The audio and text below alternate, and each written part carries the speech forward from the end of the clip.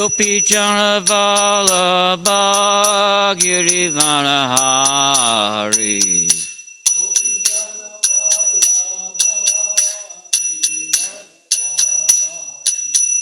Gopi Jana Vallabha Girivana Hari.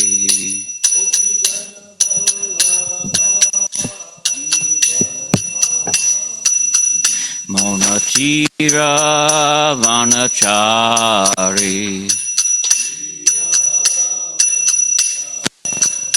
Yamonachira Vanachari. Jaya Radha Madhava Javihari.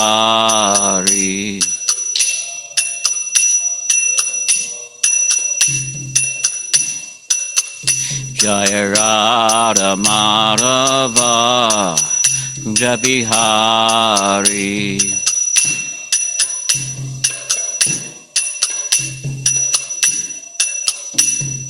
Gopi Jana Vallabha Hari.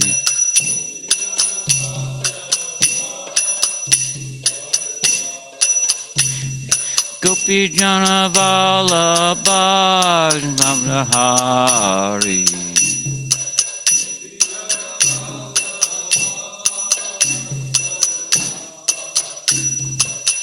Jaya Radha Madhava Javihari.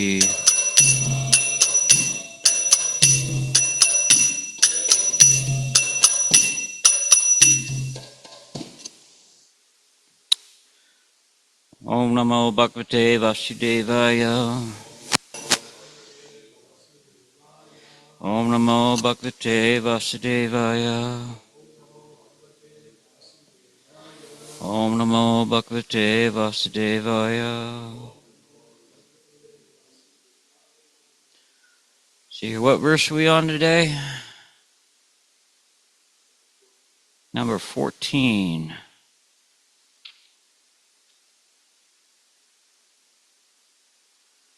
Okay.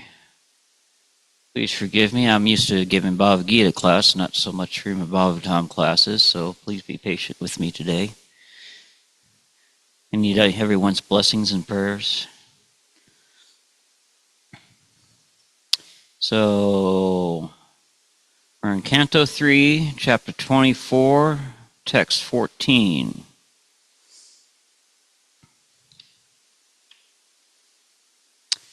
Ima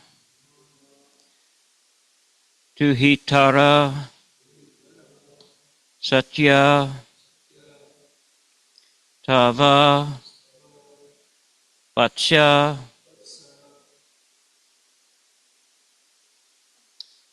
sumadayam sargam itam prabhavahai swahe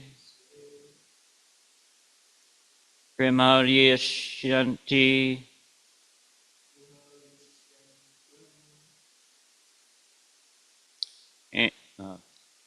anekata imaduhitara satyas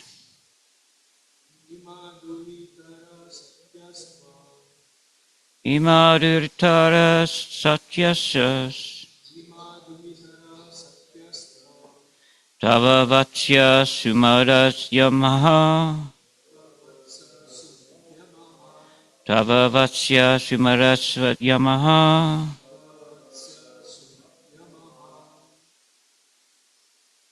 sargamita prahavet swar sargamitam praveswa swar primaryasyanti anikanda primaryasyanti anikanda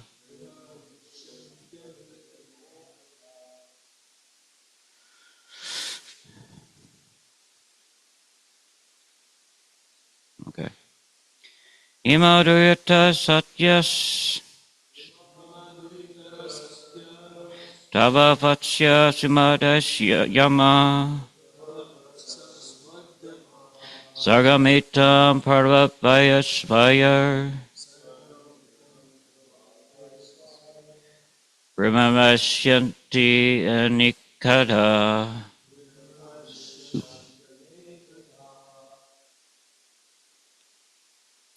Imaduratara satyasas tava vatsa tumadanyamaha sargamitam prabhavam swahar brahmam yashyanti anikam.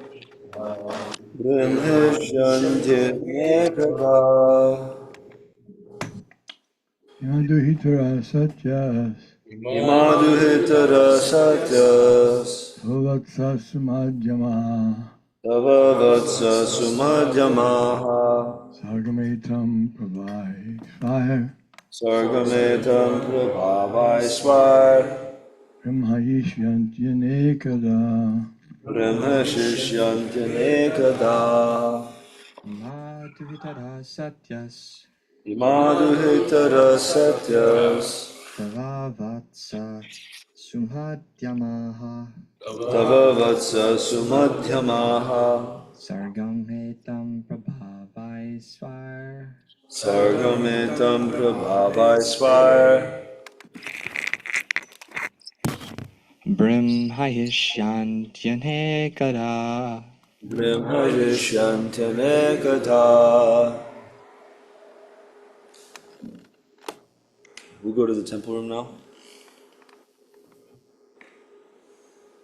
Imaduhitara satyas Imaduhitara Tava vatsa samadhyamaha Sargamitam Prabhavaiswar Brahma Yasyantanekada Imaduhitara satyas Tava vatsa sumadhyamaha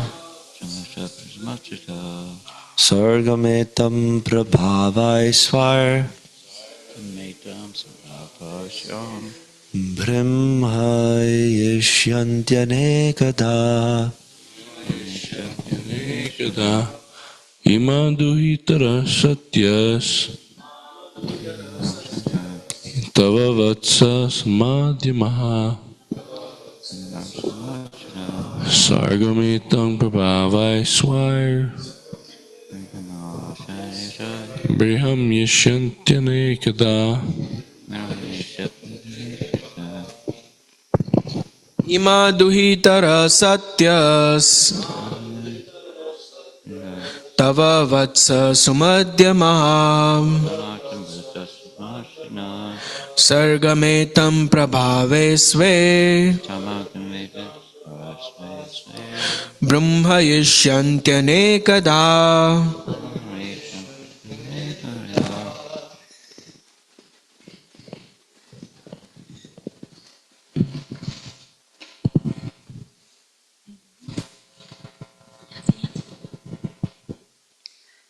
Imaduhitara satyas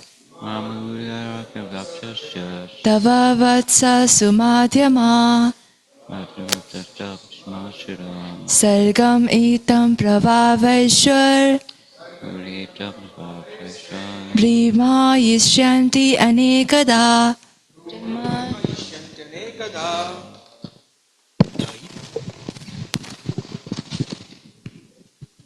No, it's okay.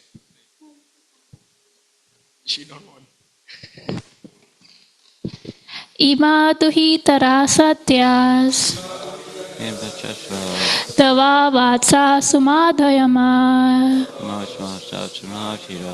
Sargam etam prabhavaiswar Brahma hi shanti anekada Ekada.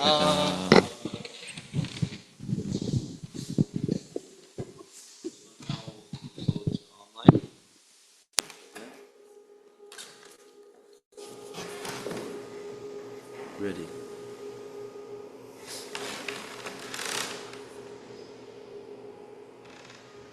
Chanters online.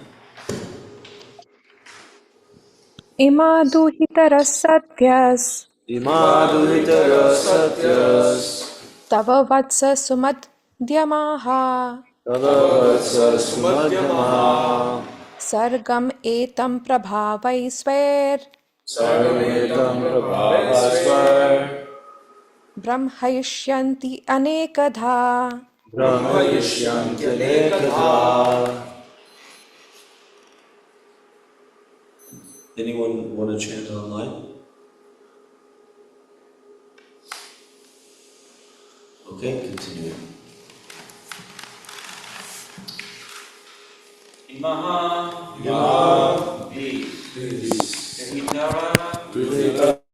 Daughters, Satya, chaste, Tava, your, Vatsa, O my dear son, Sumadayamaha, thin-waisted, Sargam, creation, Itam, this, Prahavayahe, by descendants, Swahe, their own, Prihayishyanti, they will increase, Anikataha, in various ways. Translation. Lord Brahma then praised Kardama Muni 9 daughters, saying, all your thin-waisted daughters are certainly very chaste. I am sure they will increase this creation by their own descendants in various ways. Report by His Divine Grace, A.C. Bhaktivedanta Swami Prabhupada. In the beginning of creation, Brahma was concerned more or less with increasing the population. When he saw that Kardama Muni had already begotten 9 nice daughters, he was hopeful that through the daughters, many children would come who would take charge of the creative principle of the material world. He was therefore happy to see them. The word Sumadayama means a good daughter or of a beautiful woman. If she has a thin waist, a woman is considered very beautiful. All the daughters of Kardama Muni were in the same beautiful feature. We also do text 15 today. Is that okay? Text 15. Itas twamisi mukye payo.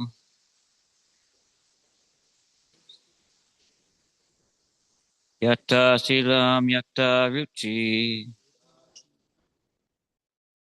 Atmatya parite adya. Krishna nidhi yaso bhuvi. Translation. Therefore today, please give away your daughters to the foremost of the sages, with due regard for the girls' temperaments and likings, and thereby spread your fame all over the universe. Purport. The 9 principal rishis, or sages, are Marichi, Arti, Argiri,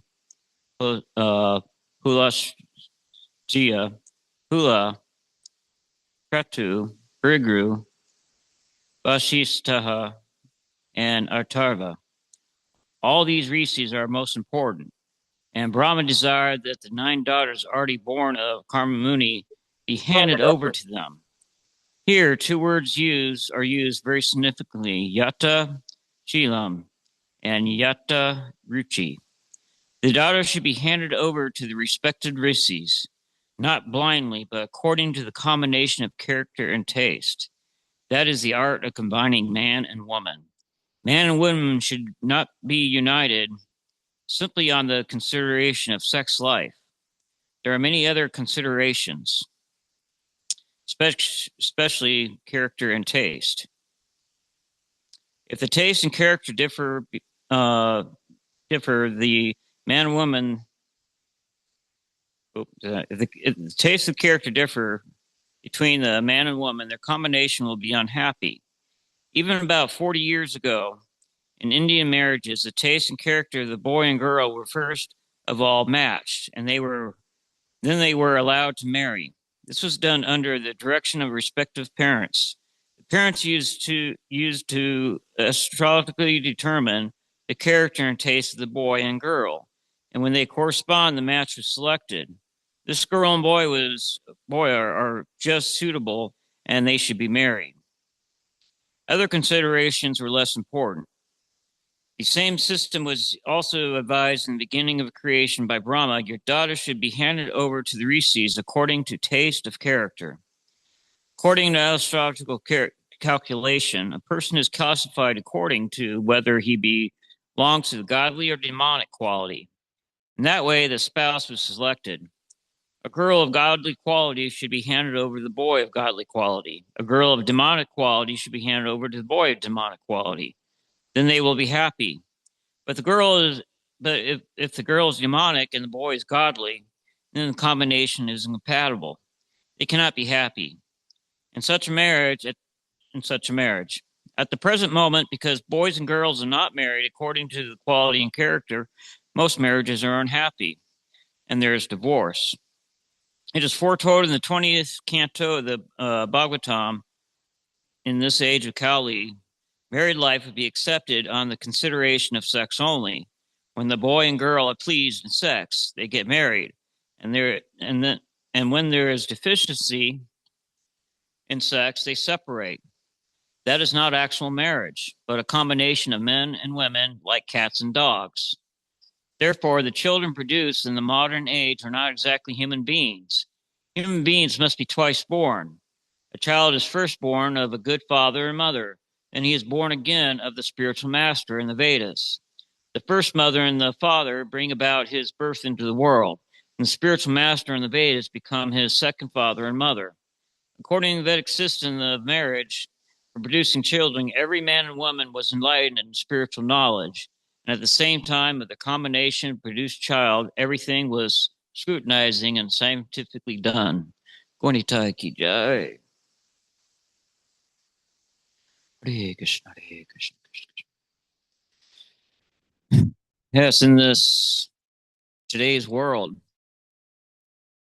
especially here in America,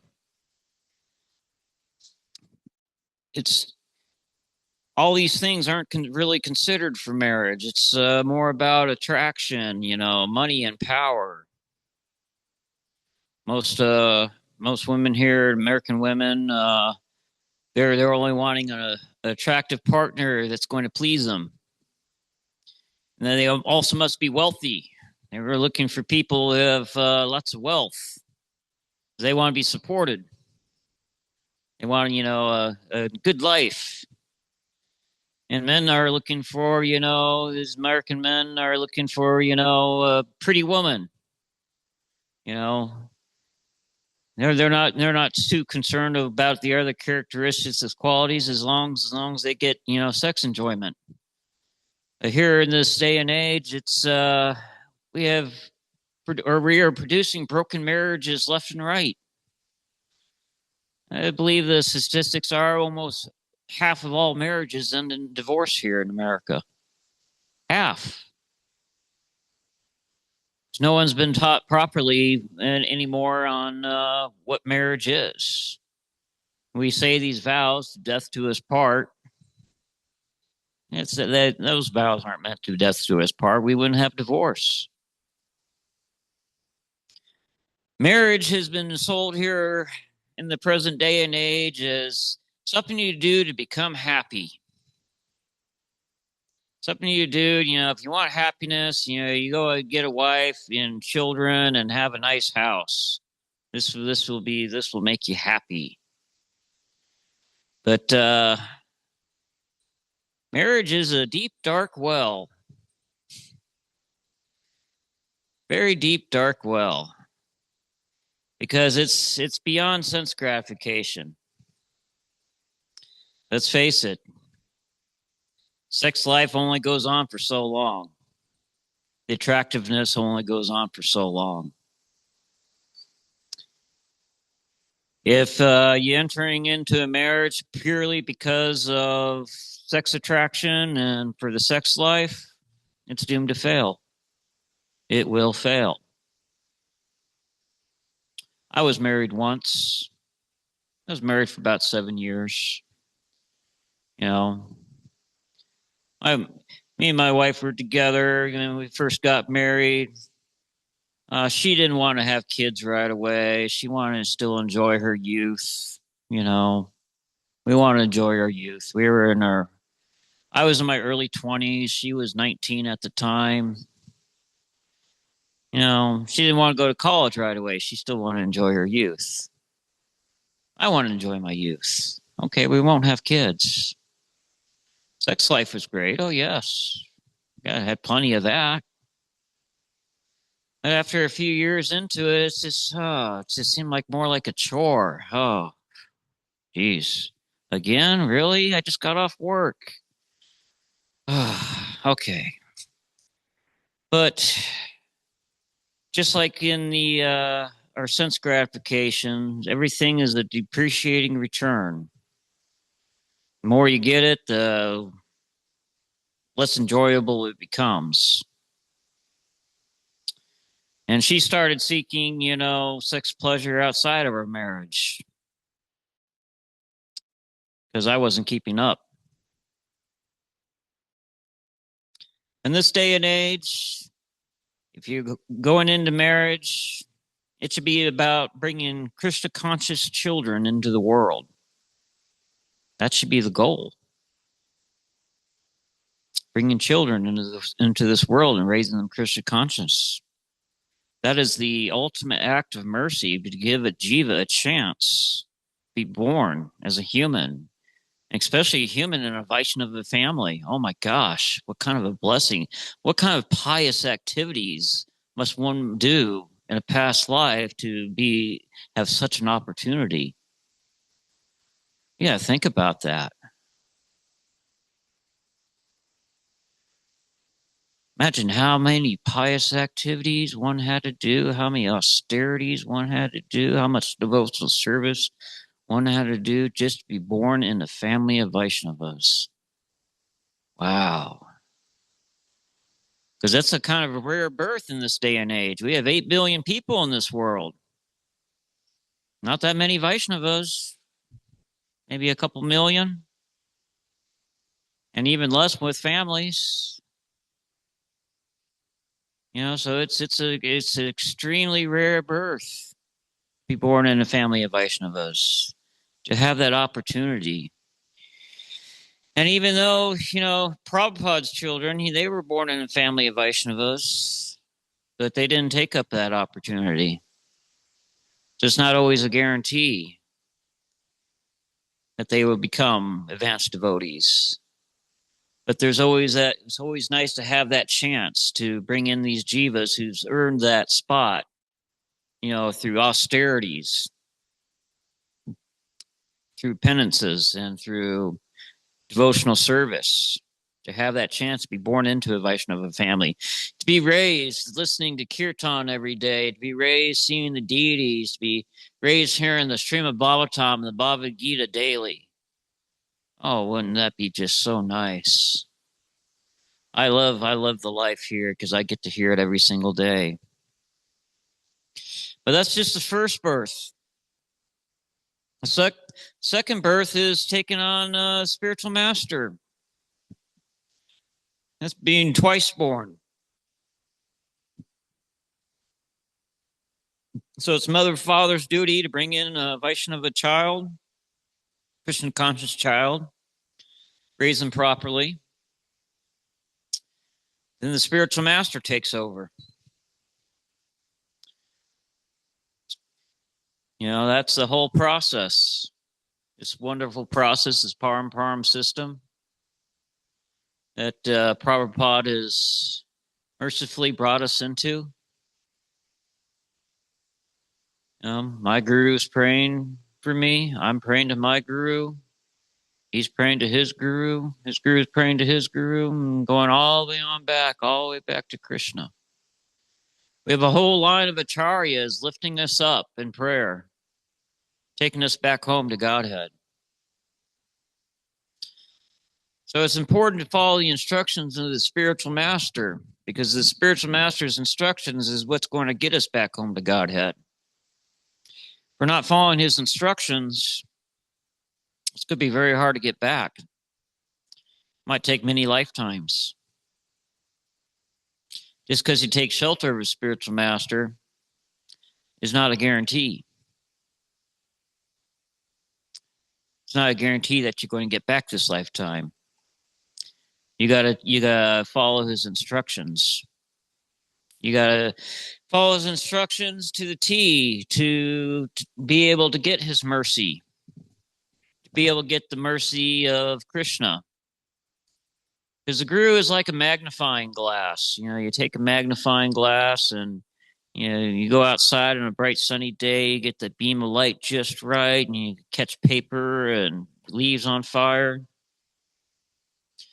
The guru is just like that magnifying glass. And the way to focus the guru is to please him, to follow his instructions wholeheartedly. You're following his instructions. If you're pleasing your guru, you're pleasing Krishna. That's a guarantee. Because Krishna is pleased when his devotees are pleased. Krishna gets so much pleasure when his pure devotees are pleased and are being served. That's a guarantee. That's the quickest, fastest way to know that you're pleasing Krishna. Because we can't do this on our own. We can't do this on our own because we don't even know what love is. We just know this perverted form of love. This perverted form of love here that's been given to us here on earth, it's so used today. I love my car. I love my house. I love my yard. I love my fish. I love my cat. I love my dog. It's just so overused. We just don't know what love is. But it takes the mercy of the spiritual master to help us learn how to serve God in loving and devotion. It takes the mercy of the spiritual master to learn how to surrender to God. Many people think, come through these doors, think they're ready to surrender, ready to become a monk. We had so many over the years that think that they're ready. 2 or 3 weeks into the Bhakti program, they realize, they're not that surrendered. They're not ready. Because it's a hard life. When you first take it up, Bhakti yoga, when you first take it up, it's can seem very bitter.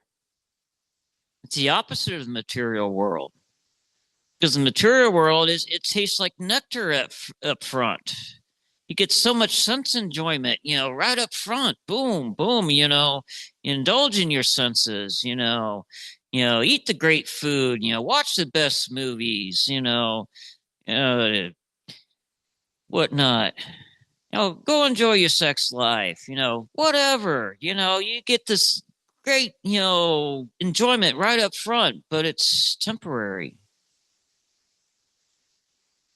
And even though it's temporary, because the more you try to enjoy, the more it becomes like poison in the end. The more you begin to find out it's just empty. And that once brought you joy is now a chain. You've been chained to it. You don't know how to do without it, but yet you're unable to give it up. That's the material world. But bhakti yoga, devotional service, you take it up. At first, it tastes bitter. You don't have that, sweet nectar taste, at first like you do in the material world. It takes time to develop. But over time, when you stick with your sadhana and you stick with getting your rounds done, showing up and glorifying the deities through puja each and every day, going out on Harinam. Eventually, this bitterness goes away. And you start tasting the sweet, sweet nectar, and it becomes oh so super sweet. Hare Krishna, Krishna Krishna, Hare Hare, Hare Rama, Rama Rama, Hare Hare. It becomes oh so sweet.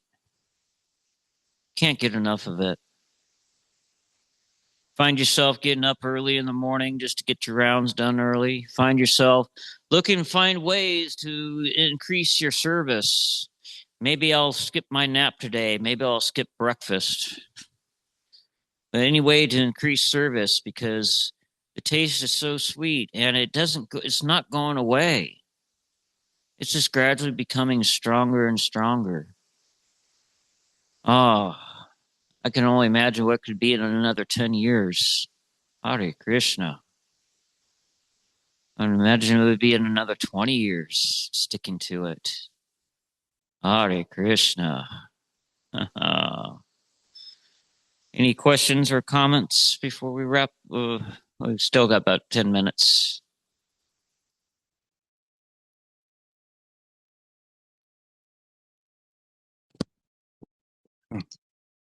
Thank you for your excellent class, Prabhu. So if sense gratification is poison in the end, why are the people in general so much attached to sense gratification? Why isn't anybody learning that it's poison? Well, unfortunately, most of these people, like I said, you end up becoming chained to your sense gratification. I remember a time in my life. Oh man, I smoked so much marijuana, drank so much whiskey, dropped so much acid, smoking cigarettes every day. Yeah, in the beginning, oh man, this is great. I'm getting a great high when I started first smoking marijuana. Oh man, this is good. Yeah. Oh man, nice high. But over time, I had to smoke more and more of it. And eventually it just got to the point, just to get through my day, I just had to light one up, and it just wasn't the same high that when I started. So I started bringing, indulging in alcohol, whiskey.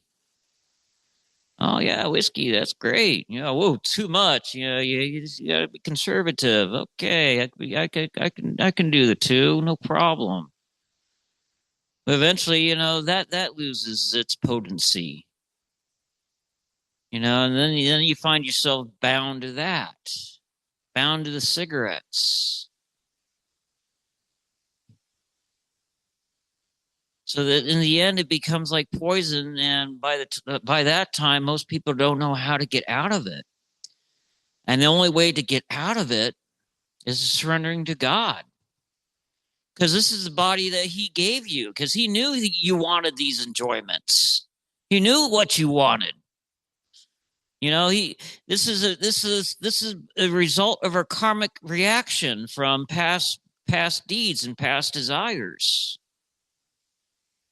So many times, they say in science that people are born alcoholics. It's very much true. People are born to be alcoholics, because that is the body that Krishna says, okay, you like alcohol, I'm going to give you a body so you can enjoy alcohol. Because the thing with alcohol is, alcohol poisoning happens with people that aren't used to drinking. They end up taking too much alcohol, and boom, they have alcohol poisoning, and some die. But alcoholics, it's someone who's been an alcoholic their entire life. It's very unusual for them to get alcohol poisoning. They could be 3, 4, 5 times the legal limit.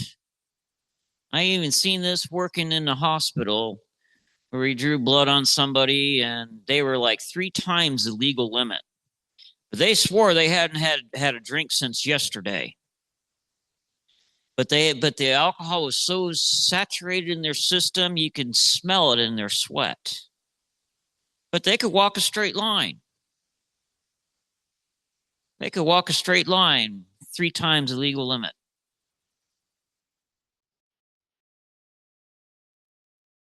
And that's what I mean by being bound and chained to your addictions, to these addictions in the material world, because about anything could be made an addiction. TV can be made an addiction. I've known friends that didn't know, had to have their TV on all the time. You go to visit them, you try to talk to them, and they're watching the TV, and they're not even unwilling to shut off the TV to hold a conversation. They have to have that TV on. They fall asleep with the TV on. They're addicted to it. Others are addicted to the internet. Man, they're just on it all the time. Swipe, swipe, swipe. YouTube, TikTok. That's become a addiction, especially for the youth these days, because parents are raising their kids on these tablets and these iPhones, to keep the kids occupied instead of, giving them a toy and making them, use their imagination to entertain themselves.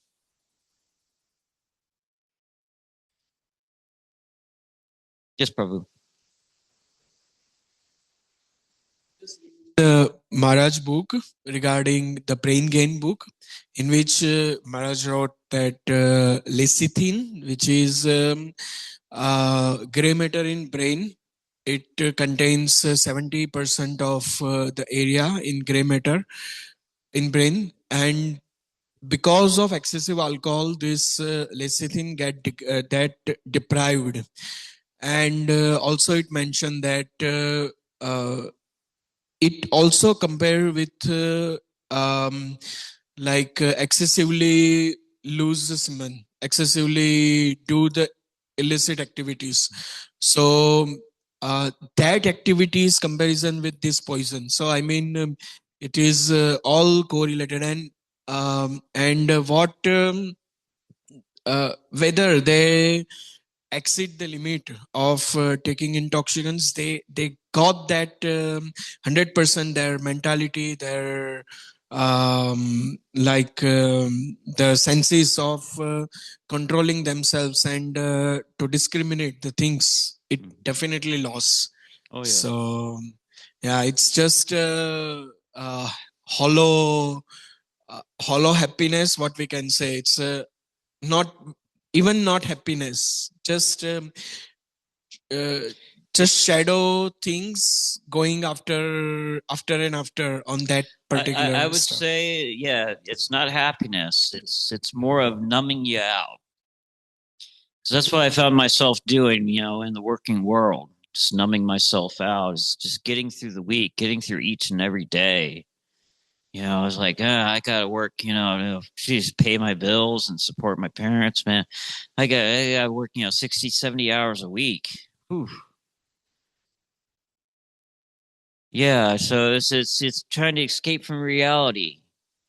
And the thing about it is that most that, get caught up in these addictions, most of the time they have to hit rock bottom before they are willing to make a change. They have to hit rock bottom before they're willing to surrender to God. So we always got to be careful at the ones who we come across, whatever situation they're in, because they might be just the next great, Vaishnava, to grace our presence. Just someone that's ready to surrender, ready to, give it all up for Krishna. But it's like I said, with when it comes to these addictions, it takes a while. It's not an overnight thing. It's not like, boom, okay, I'm cured. It's a progressive, through devotional service and chanting and continuing on and increasing your desire for Krishna over and over and over. Eventually, your desire for Krishna becomes so great that all those other material desires that you were once addicted to, you're like, they look like poison to you now. You don't even want to look at them, touch them, or smell them. I mean, you could put a lifetime supply of whiskey and marijuana in front of me right now, and I'd be like, no, that's fine. I'm just going to, I like my beads. I'm good with this, because this is what brings me real fulfillment, real happiness. This is the real nectar right here. I don't want any of this other stuff. You can keep that. Any other last minute questions or comments? Yes, Prabhu. I was actually thinking about this, that the devotees were speaking about how, the Western culture with broken marriages and rampant sense gratification and addiction and all these things. And Prabhupada said that the one thing that these Western boys and girls have is that they some of them get to that point where they say, I don't care about family and all this. It's just details. This is not important. I'm trying to go the distance. And Prabhupada was very proud of his Western disciples, the early disciples that basically called it quits on all the various types of material pleasures, whether they be goodness, passion, or ignorance. Thank you. Thank you for your comments. That's our time for today. Srimad Bhagavatam Ki Jai. Hare Krishna. Thank you for being patient with me and putting up with my class. Forgive me for any offenses.